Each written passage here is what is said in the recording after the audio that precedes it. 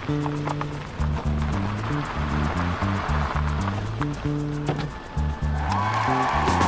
Father Walsh. I'm the pastor at St. Pius X in Loudonville and also Sacred Heart Church here in Albany. I'm down here at Sacred Heart, so a big shout out to them here in North Albany. You know, we used to do Lent in a car. Well, this year we're doing Lent on a walk.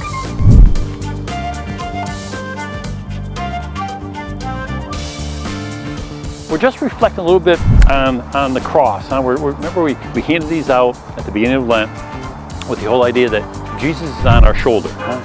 And so, of course, he's in close proximity to a lot of things. We want to talk today a little about close proximity to the eyes. And I think you'd agree, one of the greatest gifts that God's given us is the gift of our eyesight.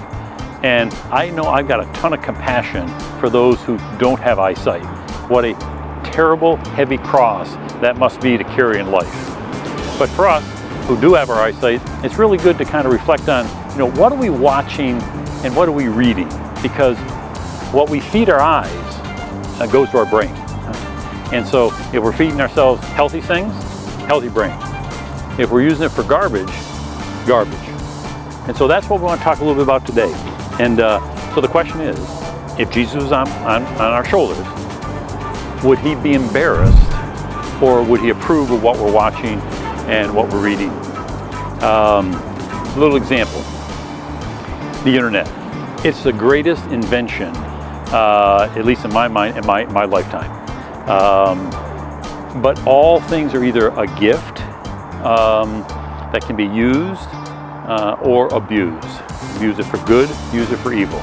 So you think about the amount of information, the immediate communication we can have with anybody in the world, but it can also be used. I remember 10 years ago reading an article.